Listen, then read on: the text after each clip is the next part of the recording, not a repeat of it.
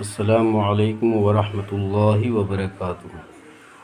محترم سامعین و ناظرین، آج میں اعوذ باللہ اور بسم اللہ کے بارے میں آپ حضرات کے سامنے میں بات رکھنا چاہتا ہوں کہ ہم جو نماز پڑھتے ہیں، چاہے کوئی بھی نماز ہو، فرض نماز ہو، سنت نماز ہو، نوافل ہو، تو اعوذ باللہ اور بسم اللہ کا استعمال نمازوں میں کہاں کہاں پر کرنا چاہیے۔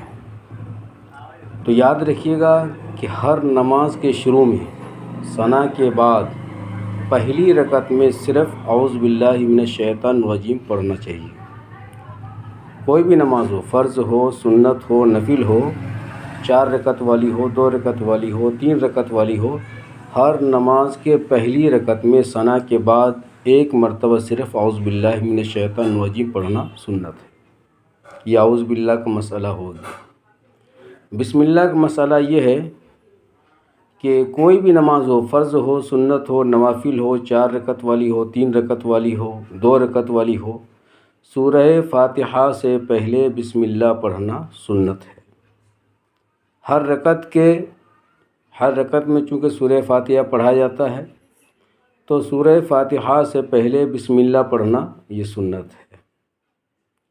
دوسرا مسئلہ بسم اللہ کا یہ ہے کہ جب ہم نماز پڑھتے ہیں 4 رکعت والی یا 2 رکعت والی، تو کچھ نمازیں ہیں جس میں سورتیں ہم ملاتے ہیں، کچھ نمازیں ہیں جس میں خالی سورہ فاتحہ پڑھا جاتا ہے۔ جیسے کہ فرض ہے کہ 4 رکعت ہم پڑھ رہے ہیں، تو پہلی 2 رکعتوں میں سورت کو شامل کرتے ہیں اور باقی 2 رکعتوں میں سورت نہیں ملاتے، صرف سورہ فاتحہ پڑھتے ہیں۔ تو یاد رکھیے گا سامعین کہ سورہ فاتحہ کے بعد اگر ہم کو سورت ملانا ہے، چاہے وہ فرض نماز ہو، سنت ہو، نوافل ہو، تو سورہ فاتحہ کے بعد سورت ملانے سے پہلے بسم اللہ الرحمن الرحیم پڑھنا یہاں پر مستحب ہے۔ یعنی سورت ملانے سے پہلے بسم اللہ پڑھنا مستحب ہے۔ سورہ فاتحہ کے بعد جب ہم سورت ملائیں گے یا قرآن کی کوئی آیت ہم شامل کریں گے، پڑھیں گے، تو اس سے پہلے بسم اللہ پڑھنا مستحب ہے۔ تو یہ بسم اللہ اور اعوذ باللہ کا مسئلہ امید ہے کہ آپ کو سمجھ میں آ گیا ہوگا۔